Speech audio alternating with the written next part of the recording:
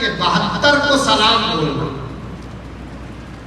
72 کو، اور پھر آخر میں کہتے ہیں 72 کو سلام کہنا، میری طرف سے 72 کو 72 کو سلام کہنا۔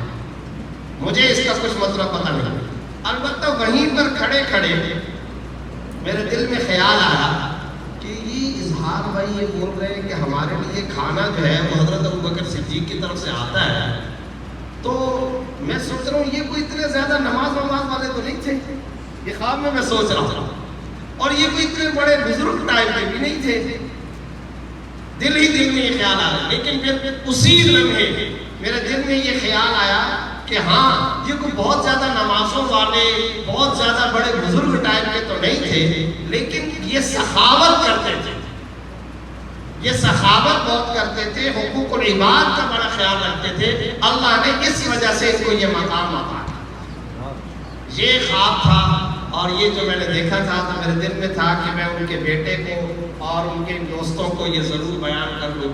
آج حضرت والد صاحب سے میں نے پہلے ذکر کر دیا تھا، میں جب کوئٹہ جا رہا تھا تو میں نے اپنی والدہ سے ذکر کیا کہ میں نے بڑا عجیب قسم کا خواب دیکھا ہے، میں چاہتا ہوں کہ ان کی فیملی کو سناؤں۔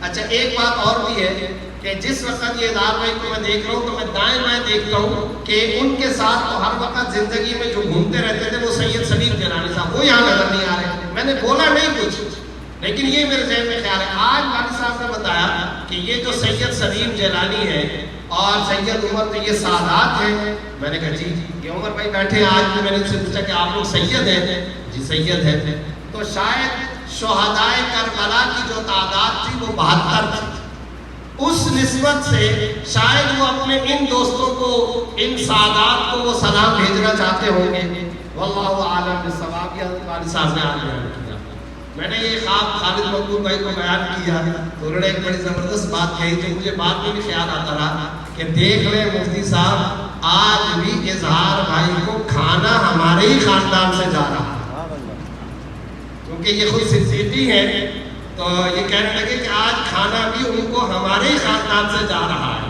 یقیناً ایسے ہی ہوگا، اللہ نے ان کی نیکیوں کو قبول کیا۔ میں یہاں اپنے طالب علم ساتھیوں سے بھی ایک بات کہنا چاہتا ہوں، بڑی ضروری بات ہے۔ وہ بات یہ کہنا چاہتا ہوں، ہمارے مدرسے کا، ہمارا، آپ کا کسی سیاسی اور مذہبی جماعت سے کوئی تعلق نہیں، آپ حضرات کو معلوم ہے، لیکن ایک بات طالب علم بھائیوں میں کہنا چاہتا ہوں، کچھ ضروری نہیں ہے کہ دیندار لوگ صرف مذہبی جماعت کے اندر ہو، یہ کوئی ضروری نہیں ہوتا۔ وہ جماعتیں جو بظاہر ہمیں محض خالص سیاسی جماعتیں لگتی ہیں، وہاں اللہ کے اعلیٰ درجے کے دیندار لوگ موجود ہوتے ہیں، تہجد گزار لوگ ہوتے ہیں۔ آپ لوگ تعلیم سے فارغ ہو کر عملی زندگی کے اندر جائیں گے تو میرے والد صاحب یہاں بیٹھے ہیں، وہ فرمایا کرتے ہیں کہ ڈر لگتا ہے کہ قیامت والے دن وہ لوگ جو شیخ الحدیث، مفتی اعظم، علامہ دنیا میں اپنے آپ کو کہلاتے تھے، بچنا چاہیے، ڈرنا چاہیے کہیں ایسا نہ ہو کہ وہ جہنم میں فرعون اور حامان اور قارون کے ساتھ ہوں، اور دنیا میں وہ لوگ جو بظاہر دنیا دار تھے، بزنس مین، تاجر، پائلٹ، وکیل، سیاستدان، حکمران، دنیا دار، لیکن یہ ہو سکتا ہے قیامت والے دن جنت میں انبیاء اور محمد رسول اللہ، یہ بالکل ممکن ہے، یہ بالکل ممکن ہے۔ بے شمار سیاسی جماعتوں میں لاکھوں کی تعداد میں، کروڑوں کی تعداد کے اندر ایسے لوگ موجود ہیں، اللہ نے ان کو ایسی دینداری عطا کی ہے کہ قابل رشک ہوتا ہے علماء کے لیے۔ ان کی دینداری، ان کا تقوی، ان کی تسبیحات، ان کا ذکر، ان کی تلاوت، یہ حسین بھائی بیٹھے ہیں، ہم نہیں کسی کو سرٹیفکیٹ دے سکتے، اللہ تعالیٰ سب کے دلوں کے آدھر۔ یہ حاجی عبدالوہاب صاحب رحمۃ اللہ علیہ کے لاڈلے، حاجی صاحب ان کو بلایا کرتے تھے، حاجی عبدالوہاب صاحب رحمۃ اللہ علیہ سے ان کا خاص تعلق تھا، ان کو تھپڑ بھی مارتے تھے بیان کے دوران میں، بلایا کرتے تھے اجتماعات کے موقع پر۔ یہ اظہار بھائی کا معاملہ، یہ تبلیغی اجتماع ہوتا ہے اورنگی ٹاؤن میں، اس کے لیے پانی کا انتظام کرنا، روڈوں کا انتظام کرنا، سڑکوں کا انتظام کرنا، یہ ہمارے مسجد اور مدرسے کے سامنے کروڑ انہوں نے بنایا۔ یہ سرفراز بھائی، فرید بھائی وغیرہ بیٹھے ہوئے ان حضرات کی زیر نگرانی اور آپ حیران ہوں گے، یہ سید سلیم بھائی بیٹھے ہوئے ہیں، ایک مرتبہ ایسا ہوا کہ یہ ابھی جب ان کا انتقال ہوا اس سے پہلے کرونا ہی کی وجہ سے یہ بیمار ہوئے اور ساؤتھ سٹی اسپتال کے اندر گئے. میں عیادت کرنے کے لیے گیا تو وہاں جا کر پتہ چلا کہ وہ ڈسچارج ہو چکے ہیں. میں نے سلیم بھائی کو فون کیا تو سید سلیم بھائی نے کہا کہ ابھی 2 گھنٹہ پہلے ہی وہ ڈسچارج ہو کر گھر جا چکے ہیں. آپ کہاں ہیں؟ میں نے کہا کہنے لگے آپ آ جائیں نورانی کا باغ کی طرف اکٹھے مل کر اظہار بھائی کے پاس چلتے ہیں. تو مجھے انہوں نے سلیم بھائی نے ایک عجیب واقعہ بتایا کہ اظہار بھائی بیمار ہے، اسپتال کے اندر ہے، اور یہ جو بلدیہ کا موبائل کا جو واٹس ایپ گروپ چلتا ہے اس میں کسی صحابی کا یہ آیا کہ جناب وہ بیمار ہے، اس کی بچی کی شادی کا معاملہ ہے. ساؤتھ سٹی اسپتال سے اظہار بھائی نے ان کی بیٹی کی شادی کے اخراجات کے لیے لاکھوں روپے کا انتظام کر کے صرف موبائل پر میسج دیکھنے سے اس کے گھر کا انتظام کیا. کتنے بے وقان کے گھروں کا راشن زیادہ ہوا تھا، کتنے فقراء کا راشن زیادہ ہوا تھا. ربیع الاول کے موقع پہ اورنگی ٹاؤن میں محفل اس نے خیرات میں رکھی تھی. وہاں کے جو ایم صاحب ہیں وہ میرے پاس آئے، وہاں ہم نے قرآن کریم کا مقابلہ رکھا، تلاوت کا، نعت شریف کا مقابلہ رکھا. تو پتہ نہیں کتنے نیک کام انہوں نے کیے، حقوق العباد کے کام کیے. عاشقان رسول موجود ہوتے ہیں مختلف زندگی کے شعبوں کے اندر.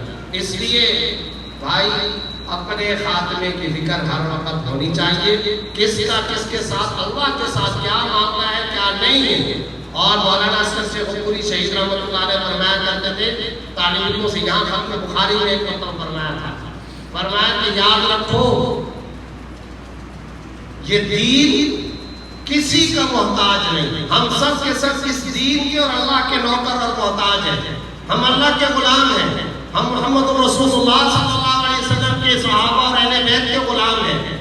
اگر کوئی مولوی کا بیٹا، شیخ الحدیث اور مفتی کا بیٹا، وہ اگر دین سے بے نیازی برتے گا، خدا کبھی جنید جمشید کو اسلام کا داعی بنا کر کھڑا کرے گا، خدا سعید انور کو کھڑا کرے گا، خدا انضمام و حق کو کھڑا کرے گا، خدا عیسائیوں کے گھر میں پڑھنے بڑھنے والا محمد یوسف تہجد گزار بنا کر داعی اسلام بنا کر کے کھڑا کر دے گا. کرکٹر آئیں گے، طوائف کا تہجد گزار بنیں گے، کھلاڑی آئیں گے، دنیا دار لوگ آئیں گے، اللہ تعالیٰ ان سے دین کا کام لے لے گا. اللہ کا دین کسی کا محتاج نہیں. اس لیے ہر وقت ہمیں اپنی محتاجی رکھنی چاہیے. اللہ رب العزت آج کے اس پڑھنے کو قبول فرمائے اور اس کا ایصال ثواب والدہ سید عمر جیلانی صاحب اور اسی طرح والدہ مکرمہ سید سلیم جیلانی صاحب کی تک روح تک پہنچائے، بھائی زاہد الدین احمد خان صاحب تک اس پورے قرآن کریم کی تلاوت. اور میں خوشی کے لیے صرف بتاتا ہوں کہ آج یہ جو ہمارا ہم نے قرآن کریم پڑھا ہے تقریباً 450 قرآن کریم مکمل ہوئے ہیں. بنات کے اندر بھی ہو رہا ہے، شاخ بھی یہاں پر بھی، اور ناظرہ کی نیچے والی گھڑی میں نے آپ کو دکھائی تھی وہاں پر بھی الحمدللہ 42 حفظ ناظرہ کی کلاسیں. اللہ کا شکر ہے، یہی فائدہ ہوتا ہے. ورنہ تو بعض اوقات محلے میں سپارے بانٹے جاتے ہیں تو وہ ایک قرآن کریم کو مشکل، یہ فلاں کا ایک سپارہ دے دو، 5واں پارہ وہ خاتون اور 8واں پارہ وہ پڑوسی، اور پتہ نہیں کتنا. یہ آج 2 گھنٹے کے اندر، چونکہ تعداد ماشاءاللہ زیادہ ہے، اللہ رب العزت اخلاص کے ساتھ اپنی بارگاہ میں اس کو قبول و منظور فرمائے. اور ساتھ ساتھ یہ بھی درخواست کرتا ہوں کہ جو دینی کام ہم نے یہ کام کیا، کسی پر کوئی احسان نہیں، یہ اظہار بھائی کا ہم پر حق تھا. انہوں نے یہاں مدرسے میں وہ کئی دفعہ آئے، ہم کئی دفعہ سب سے حضر میں رہے، کھانا کھاتے کھائے، یہاں پر آئے، دارالحدیث کے اندر آئے، اور اللہ کا شکر ہے ہم پر ان کا حق تھا. ہم نے چاہا کہ یہ حق ادا کریں.